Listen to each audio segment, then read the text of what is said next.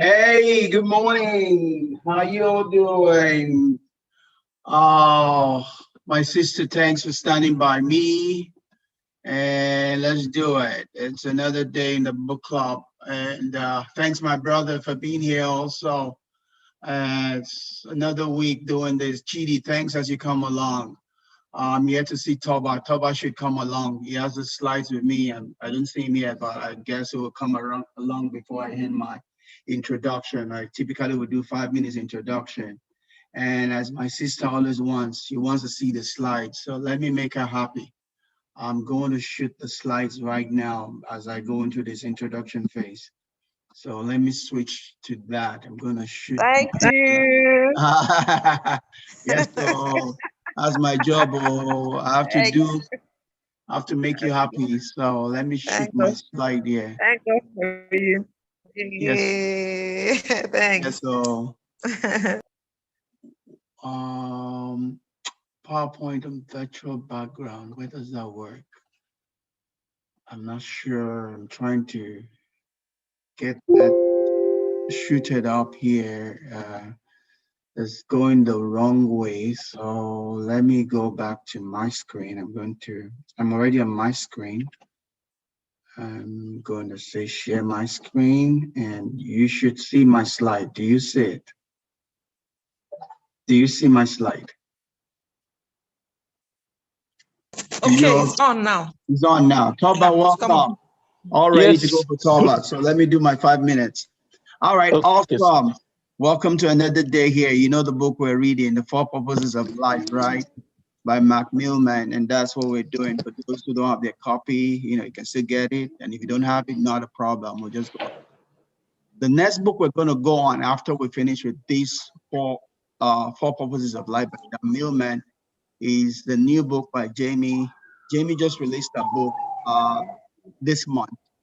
So I have my copy already, but we're going to start on Jamie's book on the 17th of May. So you have a lot of time to get the book if you can. And if you want me to get it for you, have a good mass, I can possibly buy it and send it your way, but it's a new book. She just released it this month.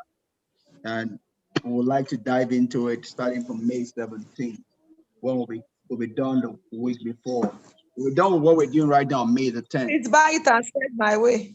All right. All right. If I have a good mass, I'll work on that. So great. But that will start on May 17th. Did you Just hear going back. You said what? me? Did you hear me? All right. So going back to what we're doing here, we're doing the four purposes of life, by Dan Millman. And a quick overview is divided into the four purposes of life, right? We've done 2 weeks of it, and today we'll close chapter 1, which is the first purpose, which is learning life's lesson, right? It's all a summary of learning life's lesson. Because when we come here, we all come here empty by design. We have a disc inside of us for our purpose, but we come in here empty by design because God wants us to learn, have an experience of life. We don't come here knowing everything. We come here empty, right, from conception. And that's why God puts so much emphasis on that commandment that says, honor your father and mother. Because your father and mother are supposed to be the one to start feeding your mind with how you're going to win and in this life. So from conception, you start learning life's lesson.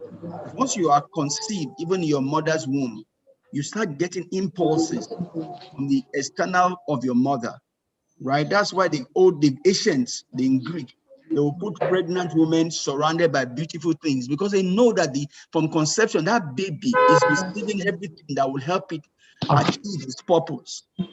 Everything, ever before, as a baby is growing in your stomach, everything that happens to the mother affects the baby also. That determines the destiny of the baby. So that's why God says, honor your father and mother, because they determine your destiny. It says the promise that you get by honoring them is that you will live long. And you need to look at the word live long, not just living long, but having the fullness that life has to offer. It's Toba's time. It's 8:05. So Toba, let me bring up your slide here. This is your slide here, Toba. Go Okay, for sir. it. Go for it. Everybody seen Toba's slide? Is everyone seeing Toba's slide? Is everybody seeing Toba's slide? Toba, can you see your slide? Yes, I can see it, sir. I All can right, go see it, ahead. sir. Go ahead. Go ahead. You have it. Okay, sir. Go ahead. Thank you, everybody. Good afternoon, everybody. Hello, can you hear me? I can hear you, Toba. Go ahead. We can all hear you. Go ahead. Okay, good afternoon, everybody. Sorry, let me start by apologizing that I missed up last week study, but have gone through it, and it's such an enriching and encompassing one. And we've been looking at learning life's lessons in the first chapter, like it has been introduced. And then today, I just want to wrap it up from we've talked about smarting up, grow up, and wake up. And so let's just look at a brief introduction as we wrap it up. One, we understand that life is a school and that we have a lot of lessons that life teaches us. And what we have said, learning life lessons requires three key things. Number one, we need to smarten up. Number two, we need to grow up. And then number three, we need to wake up. And the last issue is what we'll be looking at in today in details in this last focus of the first chapter of the book. And so we talk about wake up. To wake up means we come into the realities of life. As individuals in life, we'll understand that there are realities in this life. And this refers to issues that are common to men, things that all men passes through, whether man or woman, young or old, adults or young adults, rich or poor. Some of these things may be afflictions, some of them may be adversities, some might also be opportunities, might be open doors across our ways. And so that's what we are talking about when we say we need to wake up to life's lessons. And then from there, we move ahead to the fact that what are the realities of life that we have to face? The realities of life in terms of the challenges that life poses across to us. One, we need to understand that life in itself is a challenge. Everybody has one challenge or the other he passes through. And then based on this, every man has that challenge to face. The other thing is that life is like a classroom, a school. And then we have a lot of things to learn in that school. We have a course to take, and then we have lessons to learn. And then, of course, life is a teacher. That's the third thing there. We need to understand the raw realities of life. There are lessons that life has to teach us, and we must wake up to understanding that fact. And then, of course, if life is a challenge, is a classroom, and is a teacher, then definitely living souls are students. Those of us that are there in life, we are all students, and we need to learn those things. Then the fifth part there is that for us to succeed is a function of the mastery of life's lessons. If you have gone through the chapter one of the book, we see that it says the earlier we understand the lessons of life, the better it is. And failure is like sometimes you missed a particular point, you are made to repeat it in the sense that through a particular experience that you are passed through in life, maybe something is coming up and then you have failed to wake up to the reality on ground. It will have to be repeated. And then the person goes through that same process again.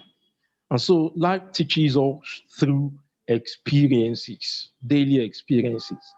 Then the seventh point there I need to emphasize is that life offers us certificate. That looks funny. But you know, when we came into life, we are all given birth certificates. And then at when a man is living life too, he also gets a certificate.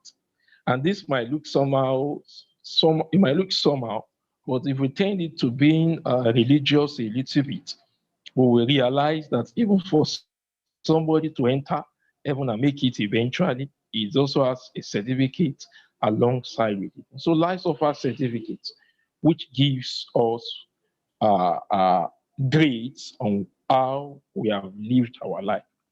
Then we move to experiences of life. Experiences of life is the means through which life teaches us, like I said in that point six of the last slide. And so we have to focus more on that. People used to say that experience is the best teacher. And so learning life's experiences occur basically through the various experiences that we all go through. But we need to understand some of these experiences might be personal, some might be that of others. We must not wait for some experiences to happen to us before we learn the lessons we need to learn. What I mean is that there are some things that are not pleasant, and if somebody wants to say, "Okay, I want to pass through it," like if we look at chapter one of the book, he was talking about voluntary and involuntary adversities, and that a lot of adversities are involuntary. Maybe somebody had an accident and then there is a challenge along the line, they are involuntary. And so we must learn from those experiences of life. Now we go into learning from life. What do we learn from life? Number one, we learn from events of life. We have various events in life. We have ceremonies, we have occasions, wedding, naming, burial ceremony, activities that goes on in life, graduation ceremony. Some of these things they are realities, they are normal things that we all pass through. But then the way we do it, our approaches to them, our attitudes to them, the way we see things and the way we approach those things matters a lot. And there are lessons we need to learn. And then number two, there is environmental factors in life. There are lots of things in our environment. For instance, there are some things that works in a particular environment that doesn't work in another environment. And then there are things that are prevalent in an environment. Maybe there might be difficulties and they are not real in other environments. And we need to understand. And that takes us to exposures of life, where we are exposed to somebody that has been living in Canada all his life, for instance, might not know much about kidnapping in Nigeria. And so there are exposures in life. And then somebody that has been working in the hospital environment as an health worker may not know what is happening in the construction industry. But exposures of life teaches us a lot of things, and of course, through experiences of life. So all these realities teaches us. And one thing that is important is we can summarize the lessons we learn through these as either through adversities or advantages, in the sense that these things, some of them are adversities, and then we learn. Some of them are advantages, and we still learn from all those advantages that we also face. That means opportunities or open doors. And so that is very important for us to take note. Now, coming to the issue of waking up to life's lessons, it's important for us that before we can learn lessons of life, we must wake up. And to wake up means it's like somebody that is sleeping and you go to tap the person, wake up, wake up. It's time for this particular activity or the other. And so we can simply say it's in a layman's terminology, arising from sleep. And so I will use that acronym ARISE to quickly explain wake up as I wrap it up. That one, the A there means accept life as a school. All of us must accept that life is a school. We must accept to learn life's lessons. We must accept that being alive is being in a school. And God uses so many experiences, exposures, events, environmental factors to teach us so many lessons. And number two, the R there is that we must recognize ourselves as a student, and then we must resolve to pass our exams. These are not the funny thing about life is that the exams of life are not the exams that you sit down, you take pen and paper, and then they tell you you have 2 hours to answer this question. Question one is compulsory, question two, and like that. They're just exams that comes to you sometimes unprepared. Maybe while you are driving, somebody tries to provoke you, and then if care is not taken, you see yourself already running courses on the person. And then before you know it, you realize that am I supposed to act like that? Or something that want to make you to lose your self-worth, like we have learned in all those 12 keys in the curriculum of self-value. And so you will realize that they are teaching you something and giving you an exam, which if care is not taken, somebody may fail and somebody may pass, depending on preparedness level. And one key thing, which is the central point I will focus more on here, is information. Information about life's curriculum is very important. A lot of times we don't have information, and information is power. And one of the reasons why people don't have access to information is as a result of three things which I've highlighted here. Number one, communication. Number two, questioning. And then we have reasoning. Reading and reasoning. They goes together. When you read, you reason. Intelligence is ability for or somebody to be able to relate past experiences with present circumstances. But the number of times people don't use this, and when they don't use it, it depreciates. Just like I was speaking with Uncle Akin recently, he was talking about when people are not reading, their mind is depreciating, their ability to reason and then develop is depreciating.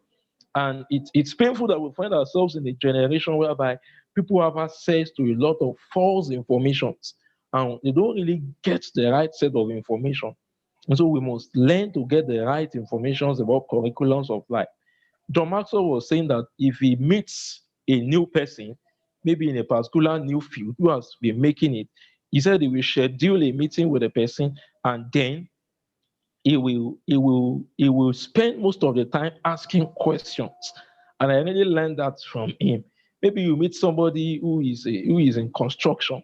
You're not just begin to throw yourself open and say, oh, I'm a medical doctor, I know this, I know that. But you want to learn some other things about construction. And so you're asking questions. As you ask questions, it gives you answers. And then you have access to information that helps you to understand how to succeed in that area. And so we must see the next point there, securing success from all failures. Obviously, as we have been learning, life is a mixture of advantages and adversities, failures and successes. And so we must resolve that we want to sustain a successful mentality, even in the midst of failure. There are things that will happen, and you will see that it's like somebody is failing. I remember Maxwell wrote the book on failing forward, for somebody to be able to learn from his failure and then bring out success out of it. And it doesn't just put his back on the back permanently, and then it becomes a perpetual failure. And the E aspect of arise there in explaining waking up is expounding our horizons. It's so painful that a lot of times many people have not expanded their horizons. They are limited within their little corner. For instance, maybe somebody is a nurse. All his mindset is about the health sector. He doesn't know anything about business. He doesn't know anything about construction. He doesn't know anything about oil and gas. He's just into to health and health alone. So, but for us to wake up, we must expand our horizons, understand something about religion, understand something about business, understand something about health, so many things. And so, learning life lessons is expanding our horizons and going beyond our little corner. We must not limit ourselves to the little things we have. Or maybe, for instance, somebody is a Christian and the only thing he knows is within the just is small denominational circuit. It's as if to say anybody that is not in your church is not a Christian. And so he has limited himself within that circuit. And so for us to wake up to learning life lessons, we must expand our horizons, expose ourselves beyond our little corner, beyond our box, and get information outside that little experience, outside the little environment where we have found ourselves. All right, And so Toby. when we do this, Toby. it helps us. Yes, sir. My time is up. Yeah, so is it 20? Okay. So let's open it up for questions. If there are no questions, then you continue on your next slide, which will be complete. Okay, sir. Thank you, sir. Do you have questions of your own you want to ask before we throw it up to other people? I think we can throw it up. Let's throw hear it from up. people All right. first. So any question from our audience, Chidi, Francis, Treasure, any question you want to throw to Toby on what he has shared so far, or anything from chapter 1, it's an open floor right now. Okay, can I take the floor? Yes, Chidi, go ahead. Yes. You're welcome. When to most experiences, we always say that experience is the best teacher. But I've come to realize, whether in undertaking, that the experience of others is better than your own experience, in the sense that some experiences might be fatal, and learning from them, just like in our industry, we learn from failure, becomes the way. So most importantly, if you're able to know and learn from the experience, like Toba mentioned, when you expand your horizon and all that, it also brings in, that opportunity to be able to learn from what people had encountered previously. And let us not just, forget that learning from what other people have done is majorly the key. Maybe if you're having failure, it's not going to be as much as what they've done. So learning from other people's experience is a great key for us to apply and be able to succeed in whatever. Nice, Chief. Thanks. Thanks. Yeah, great observation. Albert Einstein would say that he's able to see further, go further, because he's able to sit on the shoulders of giants that have gone before him. So it's critical that we read books, we learn other people's experience, because you cannot live enough life to learn all the experience you need to win in your life. So you need to multiply your ability to succeed by learning from other people's experience. So you don't have to repeat their own experience. You're going to have your own experience of life. There's no learning you will do that you'll not have your own experience of life. But there are some things you don't have to repeat, right? You can get speed, you can get momentum by learning from other people, so that all you are doing is learning your own experience, not reinventing the wheel, right? Success in life is about catching the opportunity early and being able to execute that opportunity very fast before other people catch on. That is the way to succeed in life. All right. Any other question? Was I good at your point? You said it all, especially chipping in the Einstein that can see far by standing on shoulders of great men. Yeah, that was great. Awesome. Awesome. Any other person? October, do you want to add to that? Yes, you said it, that we sit on shoulders of giants.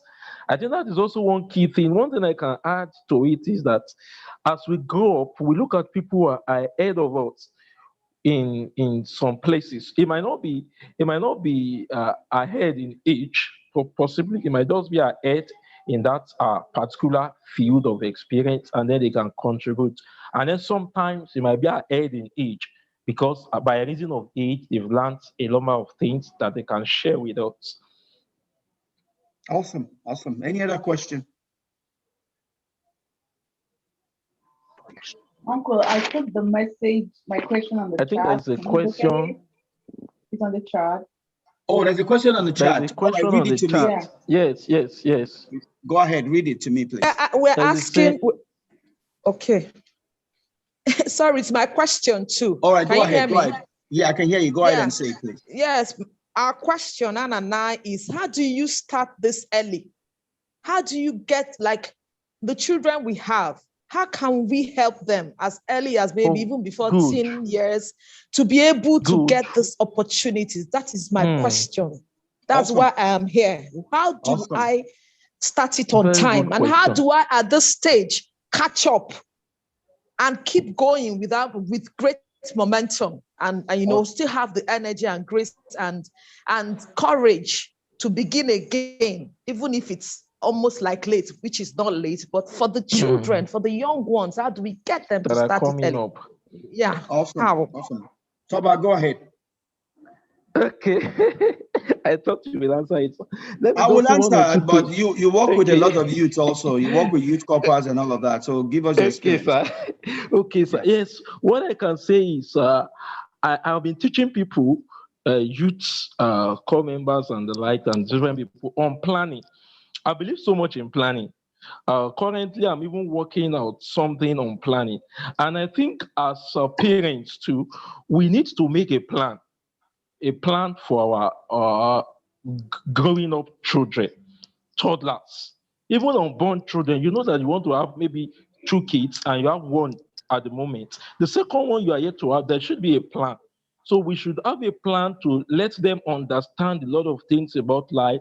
I have a mentor sometimes ago, he's still my mentor, that before he married, he was buying some books, children comics, whatever. I was wondering, what do you want to do with this? He said, my children will meet it. That is like a plan. When you have a small child, maybe you want him to learn about gospel, you want him to learn about this, you buy things tailored to that line. So I believe that we should plan and then we should begin to key them into those plans. As we're planning for ourselves, planning to succeed, we should also teach them to plan their lives. But before they can plan their lives, we have to start planning for them. This is the type of education he must get. This is the type of life he must live. And so when they are now growing up little by little, we begin to expose them to those things, share practical things with them. So by the time they are taking decisions, it wouldn't be that we are forcing them, but they have been integrated into issues of life and they have been made to know what is right and what is wrong. Yes, sir. Amen. Amen. Great, Toba. Great, great. Yes, Let me sir. just add to that. Like I said earlier on, the Asians, the Greek, when a women are pregnant, right? Because they know that even while from conception, those children are already receiving messages. So they surround the pregnant woman with beautiful images. All those statues you see from the Asian, they are not for the sake of for just putting them up.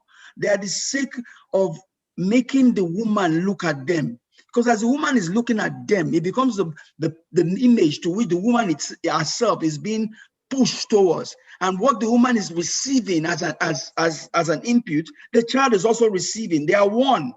For as long as that child is in the baby, is in our stomach, In the everything she womb. receives in the womb, that child receives it. So the Asians were intentional. They were intentional in the way they shape the children coming forth, right? First of all, with those images, then with classes, right? So you have the classes of Aristotle, you have the classes of each of those learned people, right? They determine the future of their children, right? Nothing happened by chance. So the same way we have to determine, ask ourselves, what future do we want for our children? That future then determines the things we surround them with, right? Which is what Toba was talking about his mentor. He got those books ready, so that those were the books the children saw and they gravitated towards it, right? But however, the first person that determines the destiny of our children is ourselves. Our children might be stupid, they might do stupid things, but in all their stupidity, they are watching mommy and daddy. And if mommy and daddy is not consistent, if they have a divided life, those children will look elsewhere. Because children are looking for stability. They're looking for something that they can follow, that is sure and stable. So you have to be the same person in church, at home, everywhere, because that's the only way they can follow you. If you are not stable, if it's a different person in church, a different person at work, a different person at home, they'll be confused and they will look for stability elsewhere. That's why it's easy to follow a cult. In a cult, there's no free will. A cult is determined as to what you do in the morning, in the afternoon, everything. So it's easier for children to follow a cult because a person's mind, a child's mind is made to gravitate towards stability, something they can see that is stable. right? So if you want them to follow you, you have to be stable. You yourself have to know where you are going and follow it with the whole heart. Otherwise, they will follow something else. Anyway.